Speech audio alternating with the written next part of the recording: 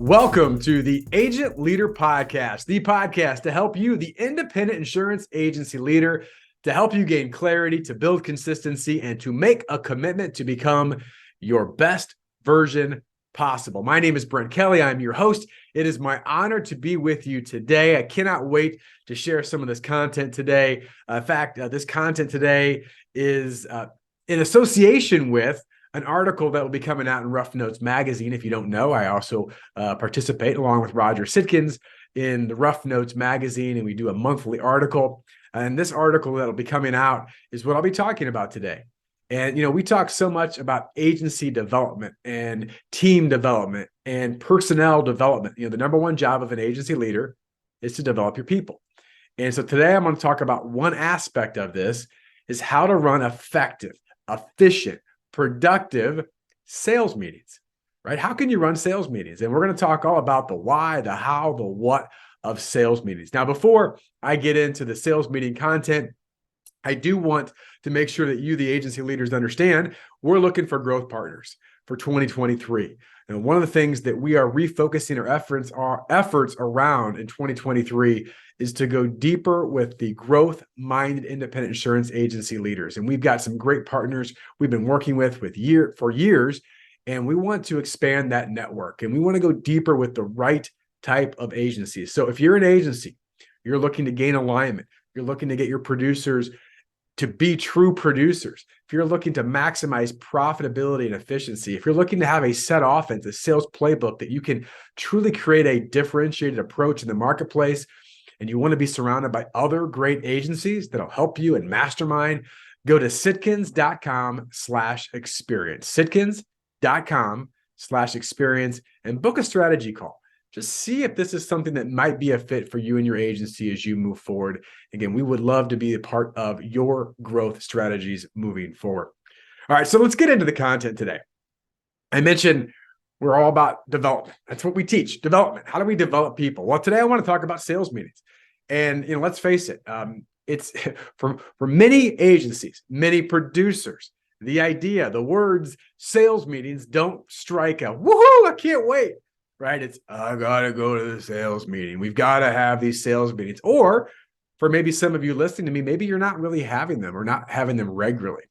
And, you talk about why do producers not like sales meetings? Well, I think oftentimes it's because of a lack of focus. There's not really a point to them. The meetings themselves aren't really helping them earn more business is what it's all about for producers. Many cases, leaders may be more concerned about what they have to say rather than what the producers need or want to hear, or how can we truly inspire and affect them to greatness. And so here's one last thing. I think oftentimes meetings are filled with things that could be shared in an email, right? Or a piece of paper. So we're going to talk about this today because why should you have them? Well, I think one of the biggest reasons you should have them is because if you're a sales organization, and let's face it, many agencies are really great service organizations that happen to do sales versus great sales organizations that provide great service. Right? It doesn't have to be an either or, it's a both and. But we can't service great business, right, if we don't get sales and we don't continue to replicate things that we need to replicate. So, part of this is this. What makes a great sales meeting? Why have them? Well, we are a sales organization, number one. Number two, we believe in people development.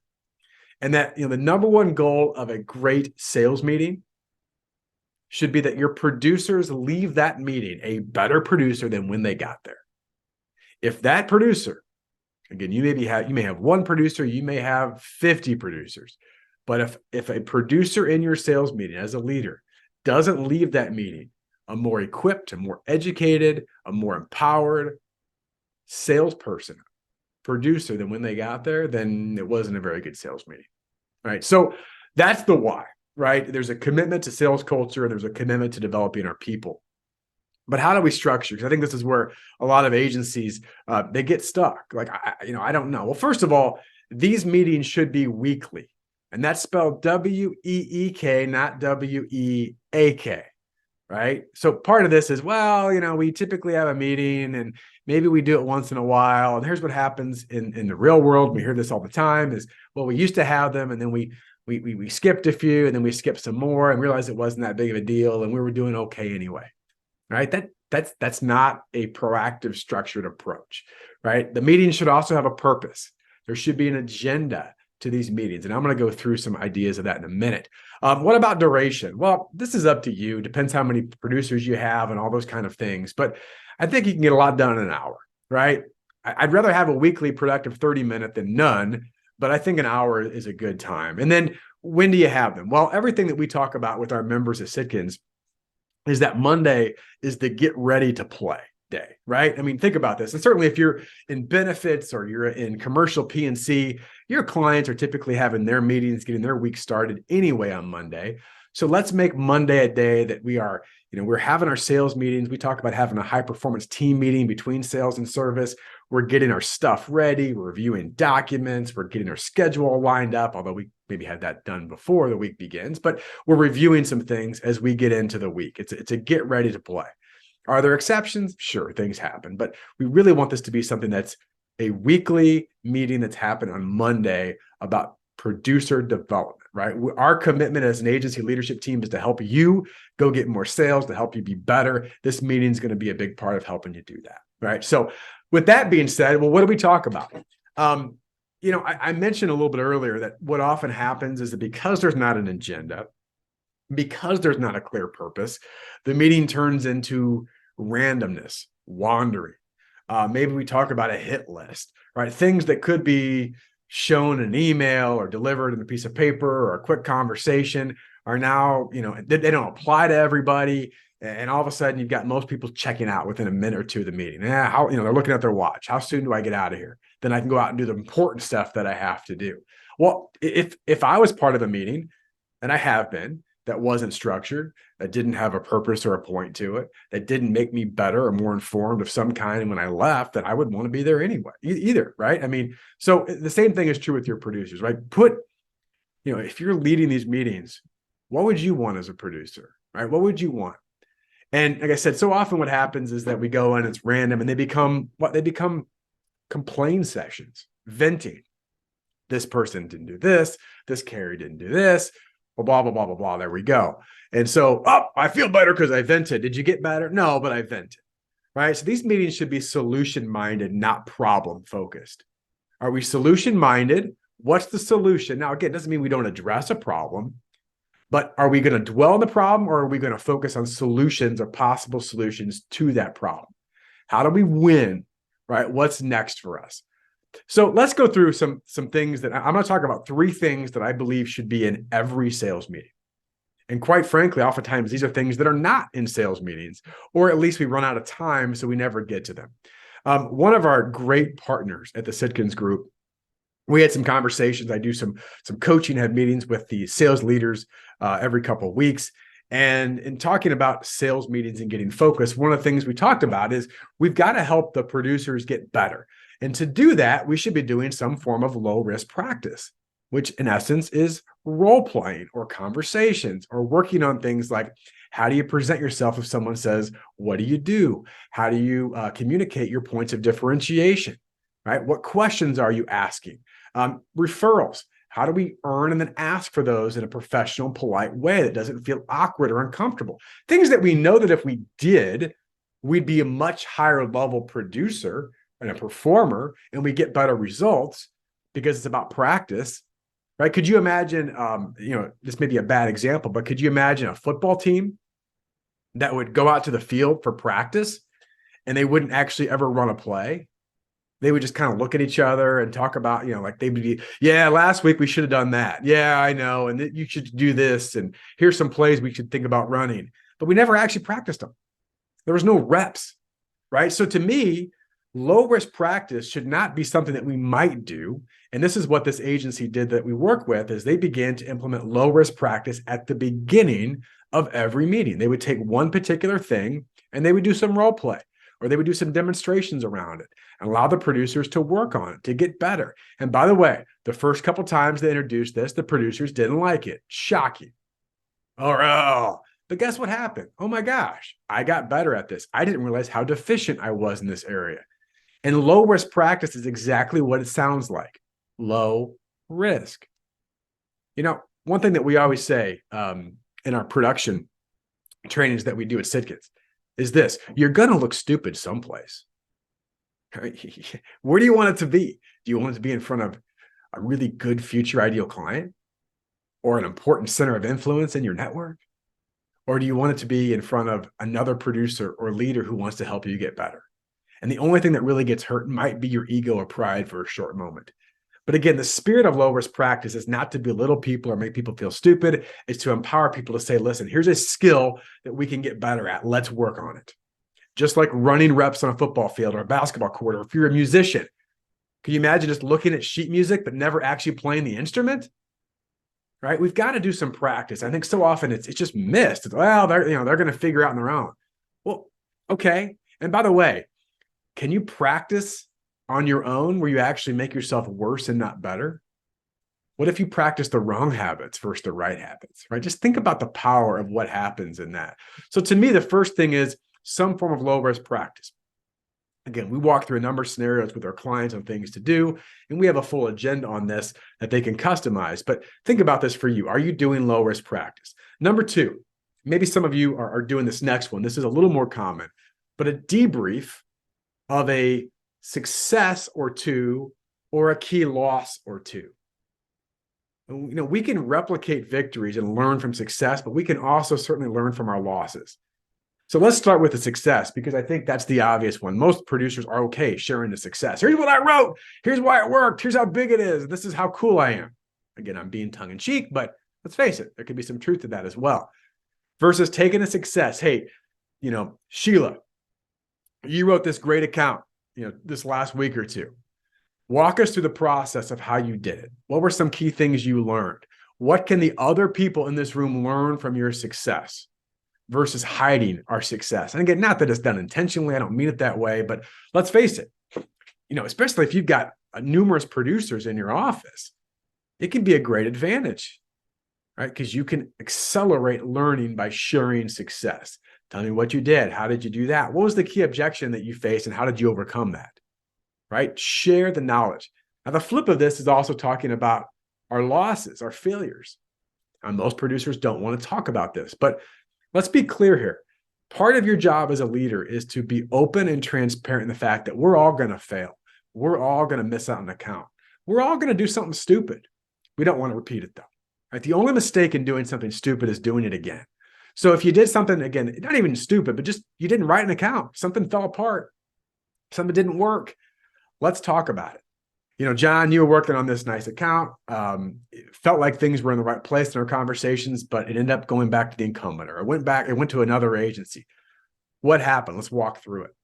Now, we actually have a form we work with our clients on that's a debrief form that actually has all these different questions you could go through. And it's really interesting. Oftentimes you'll see with producers and sales leaders to a degree is what'll happen is we didn't write an account and we'll blame the client or the potential client. Or we'll blame the market. We'll blame the carrier. Well, I had everything, but this is what happened. And because of that, I didn't write it. Or, the client screwed me, right? Again, there can be some truth to that. But when we go through a debrief form, what we typically find is there's an area or two or three that, quite frankly, we just didn't do right. We didn't get out early enough. We didn't qualify. We didn't, understand who the true decision maker was. I could go through a whole bunch of scenarios, but we just ask ourselves questions. And this is a really great learning experience to do in a sales meeting. And by the way, a sales improvement meeting, if I didn't say that before, a sales improvement meeting, right? So what are we doing to improve that? Well, here's what I learned. And what I realized is that, I never asked these 2 or 3 questions that I should have. I never qualified this. And that's probably where I got stuck. If I would have done that differently, I could have made a difference, which is really good because guess what it does? It reinforces to that producer of how to improve next time. And you have 3, 5, 10, 15, 20 other sets of eyeballs and ears that are going, oh, I don't want to do that either. Right. So just understand the fact that a big part of a sales meeting, again, you don't have to go through everybody, but pick an account or two to do that.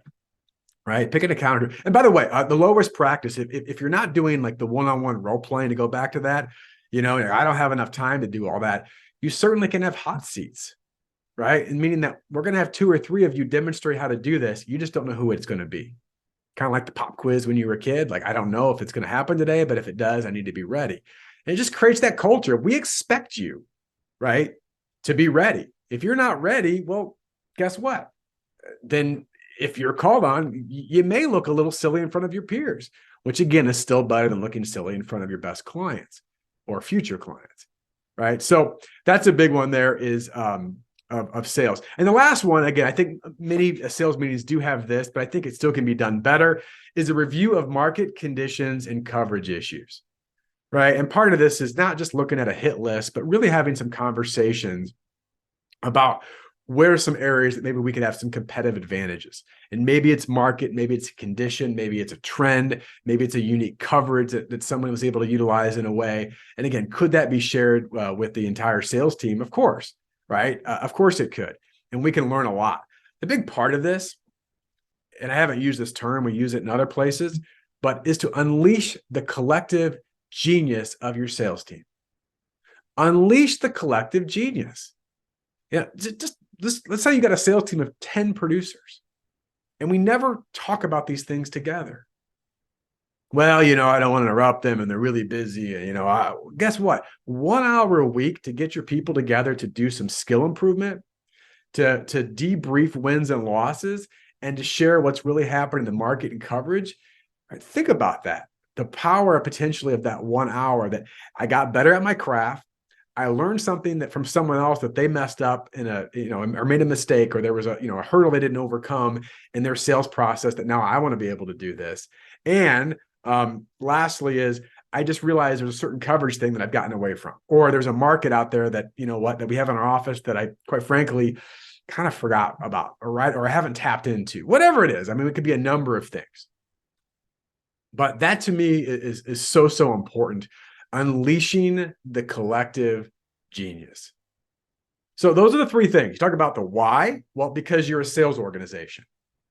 Because that's what sales organizations do, is we get better at sales. And to do that, we have sales improvement meetings. And I just love that term. I know it's a slight shift in the words, sales meeting. No, sales improvement meeting. Because every time we have a sales meeting, our producers leave that meeting a better producer than when they got there.